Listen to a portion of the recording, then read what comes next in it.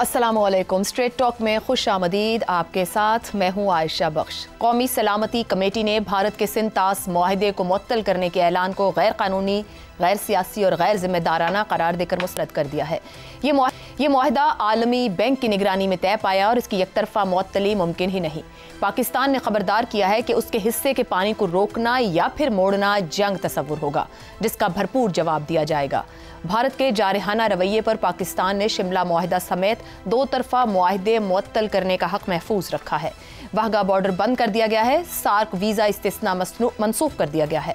भारतीय दिफाई मुशीरों को मुल्क छोड़ने का हुक्म दिया गया है और हाई कमीशन में अमले की तादाद 30 तक महदूद कर दी गई है।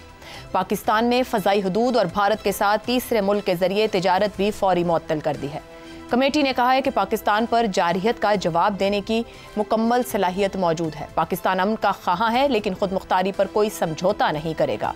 सिंतास मुआहदा 1960 में पाकिस्तान और भारत के दरमियान पानी की मुनसिफाना तकसीम के लिए आलमी बैंक की सालसी से तय पाया।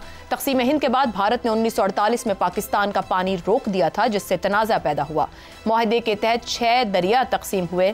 3 मशरक़ी दरिया रावी, ब्यास, सतलुज भारत को और 3 मगरबी दरिया सिंध, जेहलुम, चनाब पाकिस्तान को मिले।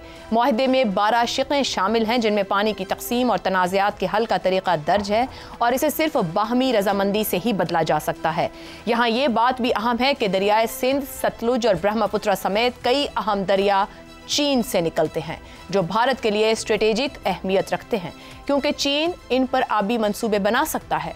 सिंतास मुआहदा मुअत्तल करने पर अहम सवाल ये भी उठ रहा है कि इस मुआहदे के बाद पाक भारत ताल्लुकात कई बार कशीदा हुए। 1965-1971 में बाकायदा जंगें हुई, 99 में कारगिल की जंग हुई, 2008 में मुंबई हमले के बाद कशीदगी बढ़ी, मगर किसी भारतीय हुकूमत ने सिंतास मुआहदा मुअत्तल नहीं किया। ऐसी इंतहा पसंदाना सोच की तवक्को सिर्फ मोदी से ही की जा सकती है। 2002 में गुजरात के मुस्लिम कुश फसादात से मौत का सौदागर कहलवाने वाले मोदी की सियासत का महवर ही एंटी मुसलमान रवैया रहा है। हिंदुत्व के एजेंडे के तहत भारतीय मुसलमानों के खिलाफ कानून साजी हो या फिर इंतखाबात में मुसलमानों को घुसपैठिया कहने के नारे, मुसलमानों को सियासी शराकत से महरूम रखने की इससे बड़ी मिसाल क्या हो सकती है कि इस वक्त 24 करोड़ भारतीय मुसलमानों में से मोदी हुकूमत में कोई एक भी मुसलमान वजीर नहीं, लोकसभा में भी बीजेपी का कोई एक रुकन मुसलमान नहीं। इसी तरह अपनी सियासत के लिए पाकिस्तान मुखालिफ रवैया भी मोदी का पुराना वतीरा है। सितंबर 2016 में उड़ी हमले में 19 भारतीय फौजी हलाक हुए, जिसके बाद मोदी ने सर्जिकल स्ट्राइक्स का झूठा ड्रामा रचाया। इसी तरह 2019 में पुलवामा हमले में कम से कम 40 भारतीय फौजी हलाक हुए, जिसके बाद मोदी ने बालाकोट में सर्जिकल स्ट्राइक्स का ड्रामा किया और 2019 के इंतखाबात में इसका फायदा भी उठाया। पाकिस्तान हर मर्तबा भारत को उसके नापाक अज़ाइम का भरपूर जवाब देता आया है। अब देखना होगा कि अब की बार मोदी बिहार जैसी अहम रियासत में इंतखाबात से पहले और अपने सियासी मकासद के लिए क्या पाकिस्तान के खिलाफ फिर कुछ आने या एडवेंचर की तैयारी तो नहीं कर रहा। क्या मोदी को फिर ये याद दिलाने की ज़रूरत पेश आएगी कि पाकिस्तान हर तरह के मिस एडवेंचर का पहले से ज़्यादा और भरपूर जवाब देगा। इसी मामले पर आज प्रोग्राम में गुफ्तगू रहेगी। पैनल में हमारे साथ हैं रज़ा रूमी, शहजाद चौधरी, ज़ैगम खान और हमाद गजनवी साहब। प्रोग्राम का सवाल आपकी तरफ लेकर आऊंगी। उससे पहले ये बता दें कि एपीसी भारत में भी जारी है, जहां पे तमाम हुकूमती सियासी जमातें शामिल और कांग्रेस की जानिब से पहलगाम हमले को सिक्योरिटी खामी और इंटेलिजेंस की नाकामी करार देते हुए मुतालबा किया गया है कि इस पूरे मामले और इंटेलिजेंस के ऊपर जामे तज्जिया होना ज़रूरी है। सवाल आप सबके लिए रखेंगे। पहलगाम हमला, उड़ी और पुलवामा हमले की नज़ीरें, क्या मोदी एक बार फिर अपने नापाक अज़ाइम के लिए एडवेंचर करेगा? शहजाद चौधरी साहब, नरेंद्र मोदी पब्लिक के सामने भी बात करते हुए काफ़ी सख्त एक्सप्रेशन और स्टैंड के साथ आज सामने आए हैं। अभी एपीसी भी वहां पर जारी है। आपके ख्याल में भारत ने जो इक़दामात गुज़िश्ता रोज़ लिए और पाकिस्तान को आज जो जवाब देना था और दिया गया है, कहां तक जाएगा भारत की हद क्या है इस बार कशीदगी को ले जाने की? देखिए, कभी भी गाफिल नहीं रहना चाहिए। मेरा ख्याल है कि ये तो आज की बात है और अब मामलात बहुत संगीन हो चुके हैं दोनों मुल्कों के बीच में। लेकिन जब मामलात संगीन नहीं भी होते, यानी कोई इस किस्म का रेटरिक, इस किस्म की इल्ज़ामात का ज़माना नहीं भी होता, तो पाकिस्तान कभी भी अपने मशरकी बॉर्डर से गाफिल नहीं रहा। पाकिस्तान की तैयारी हर वक्त होती है और ख़ास तौर पर मशरकी बॉर्डर के लिए, क्योंकि हमारा जो अफवाज का जो स्ट्रक्चर है, जो हमारा जो मिशन है, जो हमारा तमाम तरीका है, जिसको आप निज़ाम कह सकते हैं रिस्पॉन्स का, वो सब का सब बना हुआ है मशरकी बॉर्डर के लिए। तो उसमें तो कभी कोई कमी या गफलत नहीं होती है। तो मेरा ख्याल है कि आजकल के ज़माने में तो हमें और ज़्यादा तैयारी और ज़्यादा उसके अंदर तेज़ी डेफिनेटली ऑलरेडी आ चुकी है और आ चुकी होगी। अच्छा, कहने का मतलब ये है कि हम मोदी जो कि एक उसने कुछ डिप्लोमेटिक और पॉलिटिकल स्टेप्स लिए, क्या इसके बाद कुछ कर सकता है? मेरा ख्याल है कि जैसा मैंने गालिबन नहीं, हम अपने प्रोग्राम में नहीं किसी और जगह पे कहा कि अगले 24 बल्कि 48 से 72 घंटे बल्कि ऑलमोस्ट टिल संडे की इवनिंग तक हमें बहुत ख्याल करना पड़ेगा और अपनी आंखें और कान खुले रखने पड़ेंगे ताकि हम कुछ सुन सकें, कुछ सूंघ सकें, कुछ देख सकें। और उसके बाद उसकी तैयारी ऑलरेडी अपने तौर पे तो हम कर चुके हैं। हमें ये भी पता है कि अगर वहां से कोई इस किस्म का कोई कोशिश की जाती है तो उसके जवाब में हमने इस वक्त हमारी तैयारियां ऑलरेडी अपनी जगह पे मौजूद हैं, तैयार हैं। हमारे लोग हिफाजत कर रहे हैं एयर स्पेस की भी और ज़मीनी हमारी जगहों की भी। और उसके बाद जो जवाब देना है उसका भी हमने बिल्कुल मुकम्मल अहाता करके अपने अपने मिशन, अपनी अपनी चीज़ें, हर चीज़ तैयार कर ली हुई है। तो ये तो हो गया जहां तक अगर कोई कदम उठाता है या नहीं। अब उठाएगा या नहीं उठाएगा उसके लिए मेरे ख्याल में जो नज़ीरें आपने दी वो काफ़ी हैं। लेकिन मेरा ख्याल है कि 2019 के बाद से एक थोड़ी सी कुछ जिसे कहते हैं कि वन स्टेप बैक जाके सोचने का एक अंसर जरूर आया है हिंदुस्तानी सोच के अंदर। उसमें क्या है कि इंडियन एयरफोर्स चीफ ने पिछले कोई 6 माह के अंदर, जो अभी आजकल इंडियन एयरफोर्स के चीफ है, उन्होंने कुछ 2-3 जगहों पे ऐसे कुछ बयानात दिए हैं जिससे उन्होंने ये वाजे किया है अपनी हुकूमत को भी कि मैं अपनी एयरफोर्स की तैयारी से बिल्कुल मुतमईन नहीं हूँ। हमारे पास ना मुकम्मल साजो सामान है और ना ही हम फिलहाल इस पोजीशन में है कि हम पाकिस्तान और चीन दोनों का मुकाबला कर सकें और पाकिस्तान का भी मुकाबला कर सकें। आपको याद होगा 2019 के बाद जब वो हुआ था वाकया फरवरी का, उसके बाद तो मोदी ने भी कहा था और उनके चीफ जो उस वक्त के चीफ थे उन्होंने कहा था कि अगर आज हमारे पास रफाल होते तो हम बेहतर तौर पे अपना कंडक्ट या अपने आप दिखा सकते थे, लेकिन रफाल नहीं थे हमारे पास। तो ये शिकायत मोदी साहब ने भी की और उनके चीफ ने भी की। अब वो रफाल तो आ गए, लेकिन अभी भी उसके बाद आने के बाद भी उनका चीफ कह रहा है कि नहीं, मेरे पास मुकम्मल तैयारी का इस वक्त साजो सामान नहीं है। तो ये भी उनके दिमाग में बैठी हुई है बात। अब अगर वो वाला रास्ता इख्तियार करते हैं जो उन्होंने सर्जिकल स्ट्राइक का बहाना बनाया था उड़ी के बाद, तो वो तो एक ऐसी चीज थी कि आप कहें कि हम गए थे और कहें कि हम नहीं गए थे, यानी सबूत कोई नहीं है, किसी के पास नहीं है। तो देखिए आने वाले दिन किस तरीके से क्या शक्ल इख्तियार करते हैं। लेकिन पाकिस्तान के लिए फिलहाल जो आज जवाब दिए बिल्कुल ठीक दिए, मुनासिब दिए, प्रोपोर्शनेट थे, ऐसा ही देना चाहिए था। उसी ही पॉलिटिकल विल के साथ उसका इजहार होना चाहिए था जिस तरीके से हुआ। और इसके बाद अब हमें मिलिट्री को अपना जो रोल है, जो मिशन है, उसके लिए हम वक्त तैयार हैं और अभी भी तैयार हो रहेंगी। और इंशाल्लाह हम देखते रहेंगे कि उनकी तरफ से क्या इकदाम होते हैं। याद रखें ये कोई सरप्राइज इस तरीके से नहीं आ पाती जिस तरीके से शायद किसी जमाने में होती होगी। अब हर चीज मॉनिटर हो रही होती है दोनों तरफ के अंदर। हमें पता होता है कहाँ पे क्या चीज मूव की है, कौन से उनके यूनिट्स मूव किए हैं, किधर क्या चीज है, तो क्या शक्ल क्या बनने जा रही है, उसका जब अंदाजा होता है तो उससे उसका दिफा बेहतर तौर पे किया जा सकता है। और फाइनल चीज बताऊं कि जो भी वो करेंगे उसके बाद, यानी दिफा तो हम करेंगे अपना बिल्कुल अपने तौर पे, जो दिफा चाहे जमीनी है, चाहे फजाई है, चाहे जहां पे भी है, लेकिन उसके बाद जो अमल आएगा, रद्द अमल आएगा, वो उससे एक नॉच 2 नॉच ऊपर ही आएगा जब आएगा। और उसका रद्द अमल जरूर आएगा, यानी हम सिर्फ डिफेंसिव पे नहीं रहेंगे, ऑफेंसिव भी उसका हिस्सा होगा। दुरुस्त हो गया। ज़ैगम साहब, आज जो प्रेस कॉन्फ्रेंस भी वज़रा की जानिब से की गई, पाकिस्तान के लिए जंग या ऐसा कोई भी ऑप्शन या ख्वाहिश मौजूद नहीं है, मगर ख्वाजा आसिफ साहब ने फरमाया कि भारत पाकिस्तान के शहरों में दहशतगर्दी की तैयारियां कर रहा है। क्या सर्जिकल स्ट्राइक्स की नाकाम जो ड्रामे किए हैं या एडवेंचर्स किए हैं, क्या मोदी पाकिस्तान के शहरों में ऐसा कोई नापाक मंसूबा बना सकता है? क्या माजी से सीखा और देखा नहीं है कि ये ऑप्शन नहीं मुमकिन है? देखिए आयशा, 2 पहलू हैं इस बात के। एक तो यह है कि मोदी को क्या चाहिए। मोदी ने पाकिस्तान के खिलाफ जंग नहीं करनी, उसको मालूम है वो पाकिस्तान के खिलाफ जंग नहीं कर सकता, उसके कॉन्सिक्वेंसेस खुद भारत के लिए भी इंतहाई खौफनाक होंगे। जितनी माशी तरक्की वो कर रहे हैं वो सब मिलिया मेट हो जाएगी। तो उसको क्या चाहिए? उसको अपने नैरेटिव को फीड करने के लिए कोई चीज़ चाहिए। वो एक पॉपुलिस्ट है, वो एक वॉर मॉन्गर है जो अपने लोगों के साथ अपनी एक मासूम अकलियत के साथ जंग लड़ता है, और उसकी जंग या तो दहशतगर्दी के जरिए से होती है या नैरेटिव के जरिए से होती है, नफरत के जरिए से होती है। बालाकोट में क्या हुआ था आप मुझे बताइए। बालाकोट में जहाज आया, गिर गया, पायलट पकड़ा गया, चाय पी, उसने वापस गया, तो क्या हुआ, भारत ने उसको वीर चक्र अवार्ड दिया, तीसरा हाईएस्ट अवार्ड, उस शहजादे को जो जहाज को गिरवा के दुश्मन के कैद में आके और वो बयान दे के जो उसको दिलवाने का कहा गया, चाय पी के आया, वो हीरो करार पाया।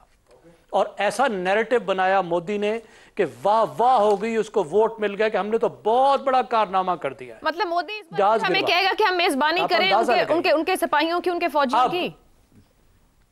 जी, अब आप देखिए, एक तो ये हो सकता है कि कोई ऐसी छोटी मोटी वो वारदात कर सकता है जिसको अवाम के आगे वो दिखा सके कि मैंने ये कर दिया है। कोई जेली वारदात भी हो सकती है, घुसे बगैर भी कोई ऐलान कर सकता है कि हमने फलां कारनामा कर दिया है।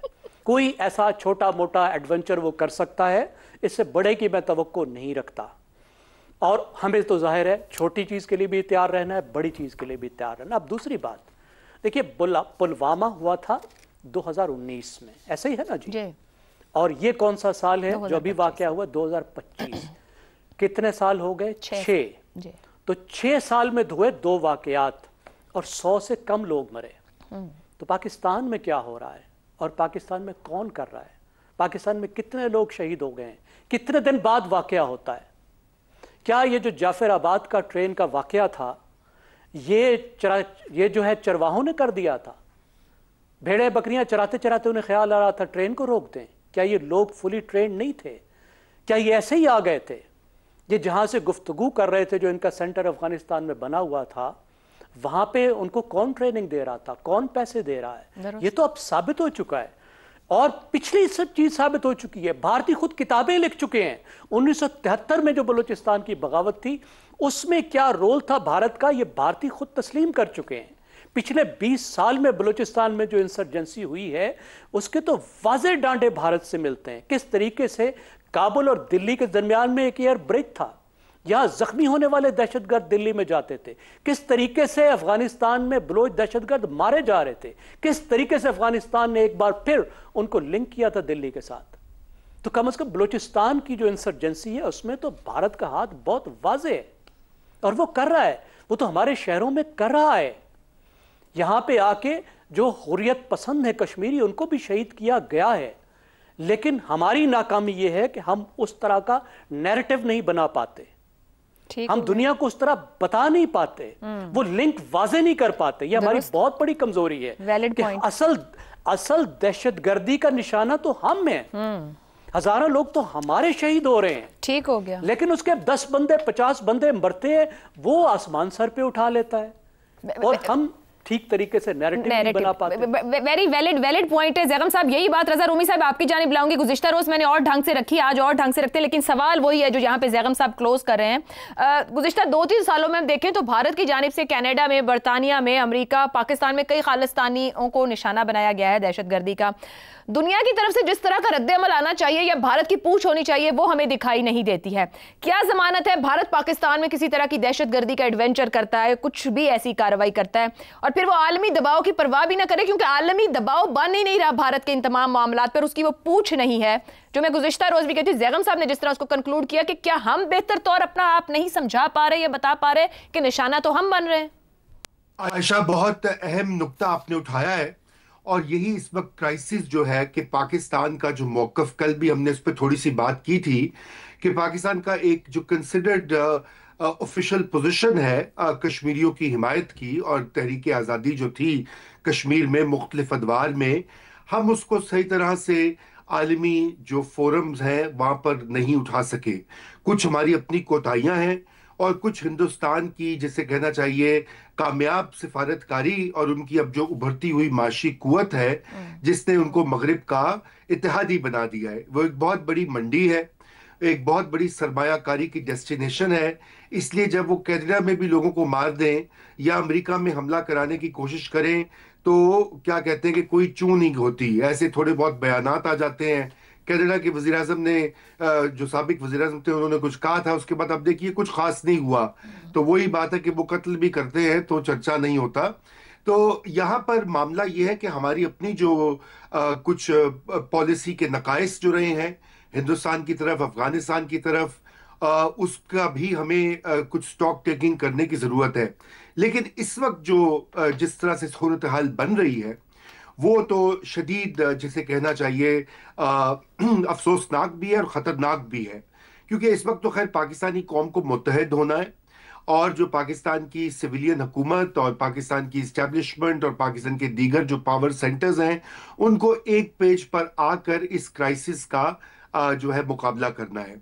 क्योंकि ये इंडस वाटर ट्रीटी को रद्द कर देना और उसके बाद जो जिस तरह की धमकियां वहां पे नशर हो रही हैं सोशल मीडिया पे या इंडियन मीडिया पर, उनके लिए तो अब पाकिस्तान को बहुत जिसे कहना चाहिए चौकस होना पड़ेगा। जैसे शहजाद साहब कहे थे अगले चंद दिनों में, बल्कि मैं तो कहता हूं कि अगले चंद हफ्तों में भी। और उसकी वजह यह है कि वहां पर इस कदर एक जंगी जुनून का समा बना दिया गया है हिंदुस्तान की मीडिया की तरफ से, हिंदुस्तान में जो बीजेपी की ऑपोजिशन है उसकी तरफ से, कि अब मोदी को कुछ ना कुछ तो वहां पर अपनी डोमेस्टिक ऑडियंस के लिए कुछ ना कुछ तो करना होगा। सही। अब वो क्या करते हैं क्या नहीं करते, हम उसका कैसे जवाब देते हैं, ये तो यकीनन हमारे इस वक्त नेशनल सिक्योरिटी के जो पॉलिसी मेकर्स हैं वो सोच रहे होंगे। मगर अब हमें ये भी देखना है आयशा कि हमें दुनिया को ये नहीं बता सके कि अभी जो कुछ बलूचिस्तान में हो रहा है या पिछले 2 साल से पाकिस्तान में हर रोज एक दहशतगर्दी का हमला होता है, हर रोज तकरीबन। अगर आप आदादो शुमार देखें, हमारे सिविलियंस, हमारे फौजी, सिक्योरिटी एहलकार, अलगरज कोई ऐसा पाकिस्तानी नहीं है जो कि इस दहशतगर्दी की लपेट में ना आया हो। और उससे पहले भी आप देख लें तो 70 से 80 हजार लोग हमारे, जिनमें से बहुत सारे सिविलियंस थे, वो अपनी जान से हाथ धो बैठे।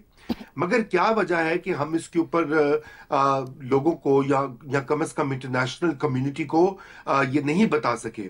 और इस वक्त जो आखिरी बात मैं कहना चाहता हूँ कि इस वक्त ज्यादा ये मसला गंभीर हो चुका है, क्योंकि हमने माजी में देखा आयशा कि जब भी हिंदुस्तान पाकिस्तान की एस्केलेशन होती थी, चाहे वो मुशर्रफ के जमाने में जब कॉन्फ्रंटेशन स्टार्ट हुई थी या बाद में पुलवामा या दीगर मौके बहुत सारे हैं आए हैं पिछले 20-25 सालों में, तो एक बैक चैनल पर एक इंटरनेशनल प्रेशर आता था अमेरिका की तरफ से, यूके की तरफ से, और वो लोग जाकर और फिर हालिया सालों में यूएई और सऊदी अरेबिया की तरफ से कि वो जाके जरा मामलात को ठंडा करते थे।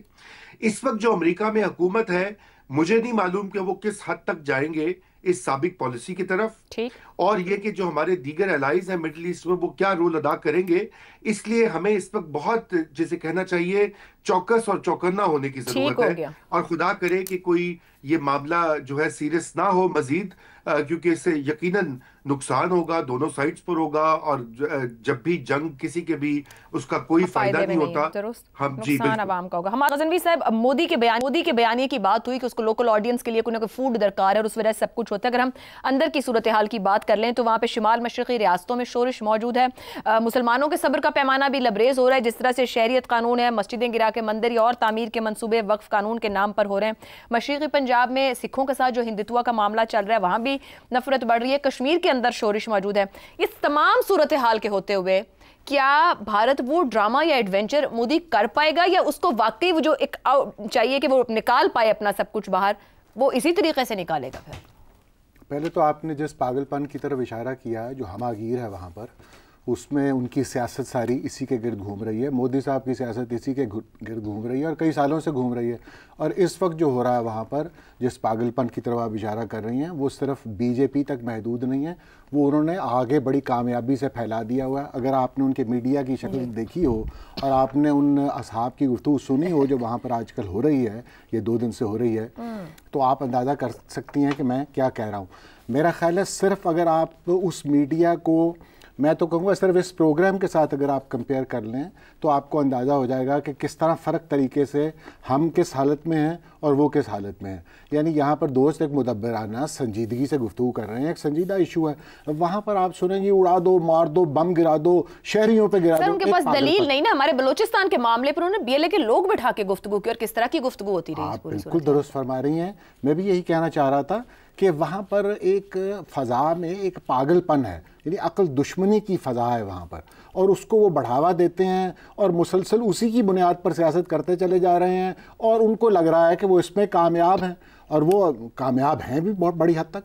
अच्छा, आप देखिए कि उन्होंने पिछले हालिया दिनों में क्या किया। रूह अफ़ज़ा एक वहाँ पर मुसलमानों के हवाले से उसके ऊपर एक उन्होंने इशू बनाने की कोशिश की जो नहीं बन सका उतना बड़ा। इसी तरह एक जैन मंदिर के हवाले से महाराष्ट्र में उन्होंने कोशिश की, वो उस तरह नहीं बन सका। तो दोस्त कमेंटेटर्स कह रहे हैं, ये हम तो ज़्यादा, मैं इस मामले को इतनी अच्छी तरह नहीं समझता कि वहाँ बिहार का इलेक्शन आ रहा है, ये सब बातें लोग कर रहे हैं। अब मसला ये है जी कि हम इसको इस तरह देखेंगे कि जिस तरह हिंदुस्तान ने नी जर्क एक रिएक्शन जैसे होता है, फौरी तौर पर उन्होंने बगैर सोचे समझे कोई ज़रा सी तहकीक अदाकारी ही कर लेते, उन्होंने इसका तकल्लुफ़ नहीं किया और उन्होंने धाड़ करके पाकिस्तान पर इल्ज़ाम लगा दिया। वो बजाते खुद इल्ज़ाम जिस तरह लगाया गया है उसी से वो उसकी मज़ाक़ खेज़ी जो है वो आया हो रही है।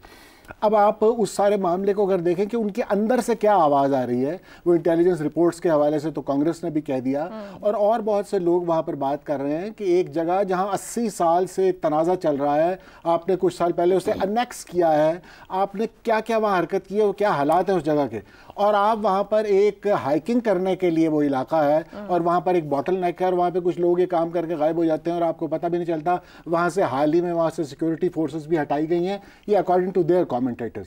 तो ये क्या है, ये फॉल्स फ्लैग है, ये क्या हमाद साहब इसे वाकई मज़ाक़ खेज़ी कहेंगे या कोई मकसद है? क्योंकि जिस तरह का रिएक्शन रद्द-ए-अमल दिया है बिना सोच समझ के, बिना किसी तहकीक तफ्तीश के। जी बिल्कुल, आप ठीक कह रही हैं। Is there more to it than meets the eye, जैसे कहते हैं कि इसमें कोई डीपर माना तो नहीं है। हमें ये देखना चाहिए, ये गौर तलब बात है। हम जिस तरह कह रहे हैं ना कि वो जंग कर देंगे, हम भी जंग कर देंगे, मेरा ख्याल है हमने जिस तरह गुफ्तगू की है इस पैनल के ऊपर, संजीदगी से अगर इसका जायज़ा लिया जाए तो हमारे दोस्त ने कहा भी हमें बड़े गौर से देखना होगा कि अमेरिका इस पर क्या रद्द-ए-अमल देता है, हमें गौर से देखना होगा चीन क्या कहता है। ऑब्वियसली वो ब्रह्मपुत्र का पानी बंद नहीं कर रहे, लेकिन वो किस तरह देखते हैं, रूस कैसे देखता है, सऊदी अरब कैसे देखता है, क्योंकि बहुत संजीदा बात है। ये ऐलान जंग है, यानी सीधी सीधी बात है। आपने जैसे हवाले भी दिए कि पीछे क्या क्या वाक़यात नहीं हुए, लेकिन इस हद तक हिंदुस्तान नहीं गया था। हिंदुस्तान ने हमें बहुत सी बातें की, और कभी वो वीज़ा फौरन बंद करते हैं, कभी एक्टर्स को कहते हैं चले जाओ, कभी क्रिकेटर्स को कहते हैं चले जाओ, लेकिन ये जो सूरत हाल है ये हिंदुस्तान ने पहली दफ़ा की है। तो अंदेशा ये है कि अब ये अगले 2-4 दिनों में कहाँ जाती है, क्या ये किसी बड़े प्लान का हिस्सा है, ये हम पर खुल अगले चंद दिनों में सामने आ जाएगा। और सबसे अहम सूरत हाल की रही वो सिंध तास मुआहिदा है, जो बड़ी से बड़ी जंगों, मामलात और कशीदगी के दरमियान भी जिसको हाथ नहीं लगाया गया, भारत ने उसको मुअत्तल करने का ऐलान किया। इसी पर गुफ्तगू रहेगी ब्रेक के बाद।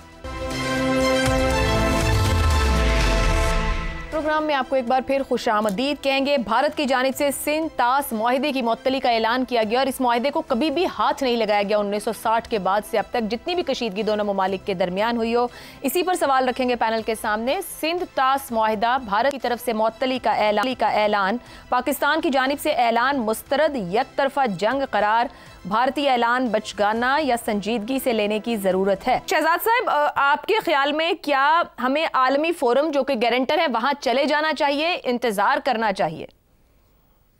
नहीं, देखिए, आपका पहला जो हिस्सा है बहुत कि अगर बच्चा आग से खेल रहा हो तो वो फिर हरकत तो बचगाना होगी, लेकिन उसके जो कॉन्सिक्वेंसेज हैं वो संजीदगी वाले ही होंगे। तो बच्चा जब आग से खेल रहा हो तो संजीदगी की तरफ ही जाती है बात। तो इस वक्त वो आग से खेल रहा है। अच्छा, अब इसको पाकिस्तान ने एक्ट ऑफ वॉर डिक्लेयर कर दिया कि आप हमारा पानी अगर उसको डाइवर्ट करेंगे या उसको कम करेंगे या इस हद तक के पाकिस्तान की मईशत अगर खतरे में आती है तो हम उसको एक्ट ऑफ वॉर समझते हुए वो इकदाम करेंगे जिससे कि हम अपने मुल्क की सॉवरेनिटी को और अपने हकूक को, उनका तहफ़्फ़ुज़ जिस तरीके से भी होगा हम करेंगे। बड़ी वाज़ेह स्टेटमेंट है इसके बारे में।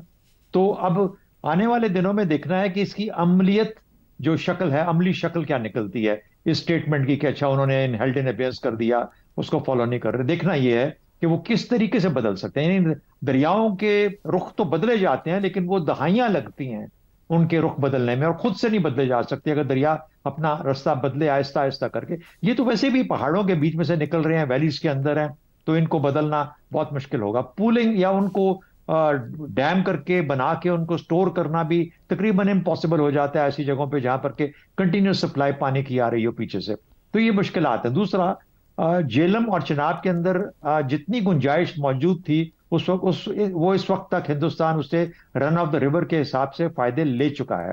क्या अब उसको वो स्टोरेज भी करेगा, पूल करेगा, और उसके बाद पाकिस्तान के लिए पानी की कमी करेगा, देखने वाली बात है, क्योंकि उसके ऊपर जिस किस्म के मुश्किलात आती हैं, पेश आती हैं, वो एक अलग शक्ल की होंगी। बहरहाल पाकिस्तान को तैयार रहना चाहिए। अमली मामलात किस शक्ल में आते हैं, दूसरा मेरे ख्याल में कोई हर्ज नहीं है कि ये जो मामला है इसको फौरन से पेशतर अक़वाम मुत्तहिदा में और उसके बाद फिर वर्ल्ड बैंक के अंदर जो उसकी झैली जगह है वहां पर ले जाके इसको वहां पे रेज करना चाहिए और ये बताना चाहिए जो लोअर राइपेरियन अपर राइपेरियन के जो मामूलात हैं दुनिया के अंदर, ये इंटरनेशनल गारंटीज हैं, इंटरनेशनल एग्रीमेंट्स हैं, उसके हिसाब से इसको मामले को लिया जाना चाहिए। तो मेरा ख्याल है कि बड़ी वाजे इसके अंदर इकदाम हैं जो करने की जरूरत है। लेकिन बहरहाल कुछ दिन ठहर जाइए, 2-4 दिन देखते हैं कि उन्होंने हेल्ड इन एबेंस किया है, इसको मुकम्मल तौर पर खत्म नहीं किया, तो वी विल सी कि किस तरीके से उसको अमली शक्ल क्या देते हैं, उसके मुताबिक फिर अपने जवाब हमें लेके चलना पड़ेगा। ज़ैगम साहब आप हमारे साथ मौजूद हैं। ऑलरेडी पाकिस्तान किशनगंगा और Ratle hydro electric power projects के मामले न्यूट्रल एक्सपर्ट्स और सालसी अदालतों में मौजूद हैं।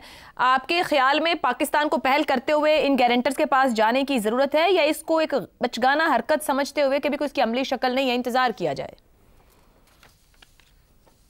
अभी तक जितने भारत ने इकदाम उठाए हैं तो पाकिस्तान उनको लेकर गया है वर्ल्ड बैंक में और वो तनाज़ात कुछ हल हुए हैं, कुछ चल रहे हैं। लेकिन हमें ये समझने की ज़रूरत है कि भारत से 2 दरिया आते हैं। एक दरिया से तो कुछ भी करना मुमकिन नहीं है, वो है झेलम जो गॉर्जियस से आता है, और दूसरा जो चनाब है उसको भी डाइवर्ट करना थेराटिकली पॉसिबल है कि उसका पानी चनाब में या पंजाब में या राजस्थान में जाए, लेकिन उसको एक दहाई चाहिए, tens of billions of dollars चाहिए।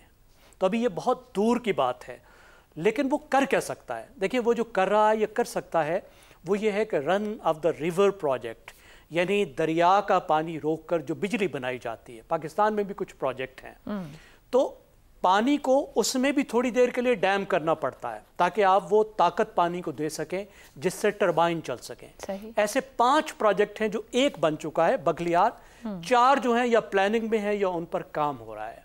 अब पाकिस्तान का जो इसमें फियर्स हैं, जो पाकिस्तान के एतराज़ हैं, वो ये नहीं है कि उससे पानी लिया जाएगा। हकीकत ये है कि इस वक्त तक भारत इन 2 दरियाओं से वो पानी भी नहीं ले सका जो सिंध तास मुआहदा उनको इजाज़त देता है, इनकी जोग्राफी की वजह से। सही। अब हमारा मसला ये है कि 2 एतराज़ात हैं। एक तो ये है कि जो आप पानी जितना ज़ख़ीरा कर रहे हो बिजली बनाने के लिए, ज़राअत के लिए नहीं, वो जो सिंध तास मुआहदा जितनी इजाज़त देता है वो उससे ज़्यादा बड़े ज़ख़ीरे हैं। दूसरा ये है कि आप जो स्पिलवेज बना रहे हो उसकी वजह से आप कल को फ्लडिंग कर सकते हो, आपके पास ऐसा कंट्रोल आ जाएगा। तो पाकिस्तान का जो मेन खतरा है कि इन डैम्स और इनके ज़रिए से पानी की टाइमिंग पर कंट्रोल हासिल कर सकता है, ये फसलों के सीजन में रोक दे, फ्लडिंग कर सकता है। ये थेरेटिकल पॉसिबिलिटीज हैं, जो खतरात हैं ये थेरेटिकल हैं। लेकिन पाकिस्तान ने बहरहाल अपने मफादात का तहफ़्फ़ुज़ करना है और ये हमारी लाइफ लाइन है, और जहां हमारी लाइफ लाइन को थ्रेट होगा वो रेड लाइन है और उसको जारहियत समझा जाएगा, एक्ट ऑफ वॉर समझा जाएगा। और ये पाकिस्तान ने आज कह दिया है कि भारत ने किया तो इक़दाम जंग। ब्रेक के बाद गुफ्तगू आगे बढ़ाएंगे। प्रोग्राम के आखिरी हिस्से में एक बार फिर खुशामदीद। रज़ा रूमी साहब, लाल बहादुर शास्त्री हो, इंदिरा गांधी हो या वाजपेयी, जंगों में भी इस मुआहदे को मुअत्तल नहीं कर पाए जो इसकी अहमियत है। ये मोदी की पुरानी ख्वाहिश रही। क्या कहा जा सकता है कि RSS की जो अखंड भारत का लग़्व एजेंडा है ये उस सिमत जाने की कोशिश है? देखिए, अखंड भारत का तो एजेंडा आपको पता है RSS का शुरू से ही है, उसमें तो कोई नई बात नहीं है। मगर आयशा, ये एक ऐसा मुतालबा था, आपको पता है कि भारत में जो दाएं बाजू और इंतहा पसंद जो हल्के थे वो हमेशा ये कहते हैं कि जी पानी बंद कर दो, जिससे वो कहा जाता ना, एक इस्तेलाह होती है कलेक्टिव पनिशमेंट, यानी कि अगर उस मुल्क के या उस मुल्क से कोई जुड़ी किसी ग्रुप ने वहां पर कुछ किया है दंगा वगैरह, तो बस पूरे मुल्क को सजा दे दो, 250 मिलियन लोगों को। ये उस तरह की एक बहुत ही गलत किस्म की सोच है। मगर उसको आप अलग भी रखिए तो ये आलमी जो कवानीन है, इंटरनेशनल लॉ, उसकी खिलाफ वर्जी है। ये माहिदा 2 पार्टीज की, ये ट्रीटी जो थी 1960 में, ये 2 पार्टीज की मर्जी से जो है वो तय हुई थी। वर्ल्ड बैंक ने इसको ब्रोकर किया था और इसकी एक सेंटिटी है आलमी कवानीन के तहत। इसको एकदम यकदम जुम्बिश कलम से या किसी ऐलान से नहीं हिलाया जा सकता। इसलिए मेरे ख्याल से पाकिस्तान को बिल्कुल ये मुद्दा जो है उठाना चाहिए आलमी फोरम्स के ऊपर जो मुतलका हैं, अक़वाम मुत्तहिदा भी है और वर्ल्ड बैंक की जो लोग इसे डील करते हैं, क्योंकि आपको पता है कि पहले इसके ऊपर कुछ बातचीत भी हो रही थी, नेगोशिएशन भी हो रही थी कुछ डैम्स वगैरह के ऊपर काफी अरसे से। लेकिन उससे भी ज्यादा अहम मामला ये याद रखना चाहिए कि ये कोई इतना आसान नहीं होता कि दरियाओं को और पानी को बंद करना। कोई नलका तो लगा नहीं हुआ कि उसको आप बंद कर देंगे तो पानी पाकिस्तान नहीं पहुंचेगा। अगर आप नहीं बंद करेंगे तो खुद वहां फ्लडिंग हो जाएगी हिंदुस्तान में या कश्मीर में स्पेशली।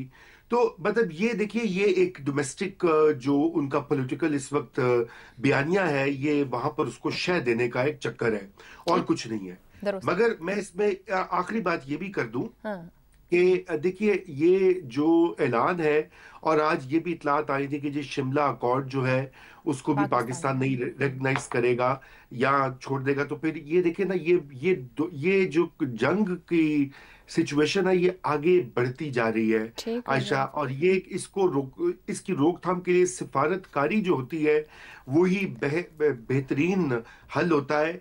और ये बात दुरुस्त है कि हमें जो इस तरह के इक़दामात हैं उसके ऊपर एक जवाब भी देना चाहिए, अपनी पावर जो है उसका भी मुजाहरा करना चाहिए, लेकिन अल्टीमेटली डिप्लोमेसी और सिफारतकारी की अशद जरूरत है। दुरुस्त हो गया। हमाद साहब, क्या इस ऐलान को लिया जाए कि भारत सियासी दुश्मनी को ऊपर रखते हुए इज्तिमाई बका को खतरे में डाल रहा है, डिप्लोमेसी की तरफ बढ़ जाना चाहिए, सिफारतकारी को उठा लेना चाहिए, फोरम्स को टैप कर देना चाहिए, या भी देखना चाहिए जी भारत चाह क्या रहा है?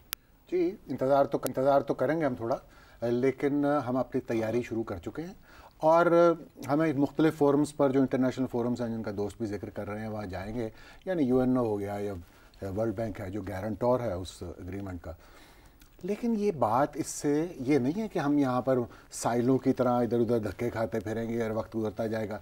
ये मामला कुछ और तरह का है। ये एहतजाज का मामला नहीं है हमारे लिए कि एक चीज़ हो गई, जैसे कश्मीर नेक्स्ट हो गया तो हमने कहा भाई ये जंग ये जारी रहेगी, स्ट्रगल जो है कश्मीरियों की, जब तक कि उन्हें आप इस्तिस्फा बराए का हक नहीं दें। ये बयान की हद तक का मामला नहीं है, हम पर जंग थोपी जा रही है। यानी ये ऐलान जंग है। ये आप देखें ना, काश पाकिस्तान दरगुजर कर सकता होता, कोई ऐसी बात होती, लेकिन कर नहीं सकते।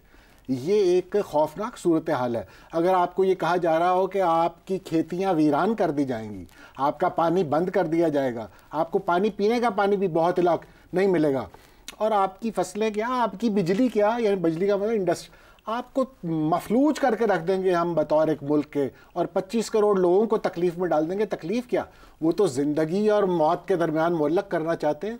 तो माना ये है कि ये कोई ऐसी चीज़ नहीं है जिस पे पाकिस्तान एहतजाज करेगा, यूएनओ को रेजोल्यूशन होगी, तो ये ऐसा नहीं होगा। पाकिस्तान इसे जंग ही समझेगा और जंग के तौर पर ही ट्रीट करेगा। लिहाजा ये ख़तरनाक सूरत हाल है, लेकिन हम उम्मीद रखते हैं कि ये मामला कुछ दिनों में हल होगा। मैं कंक्लूड करता हूँ, हमारे कुछ बुजुर्ग थे वो कहा करते थे कि ये नफसियाती तौर पर बीमार रियासत है हिंदुस्तान। हम कहते थे आप ये क्यों कहते हैं, ये पुरानी आप लोगों के दिमाग में वो बैठी हुई है तकसीम की, और आप बनिया इस तरह जिक्र करते हैं उनका, तो कोई बात नहीं, आज़ाद मुल्क है। वो कहते हैं इन्होंने कभी रूल ये ग़ुलाम रहे हैं, और ग़ुलाम इतना तवील अरसा रहने के बाद ही अशोक के बाद, बल्कि अशोक भी बुद्धिस्ट था, इतने सालों के बाद, तो वो अब जब हुकूमत उनके पास आई है तो वो हर कमज़ोर को मारते हैं। वो यानी अपने मुल्क के अंदर हो या उनके मुल्क के आसपास छोटे छोटे से हमसाए, उनके साथ भी हिंदुस्तान के ताल्लुकात ख़राब हैं। तो उम्मीद है कि ये मामले, ये नफसियाती मसाइल अगर रियासत के हैं तो उसे हल करने पर तवज्जो देनी चाहिए। अपने नफसियाती मसाइल और कमज़ोर हदों के अंदर हल कर लें तो सबके लिए और खित्ते के भी हक में जाएगा। प्रोग्राम से इतना ही, इजाज़त दीजिए, अल्लाह हाफ़िज़।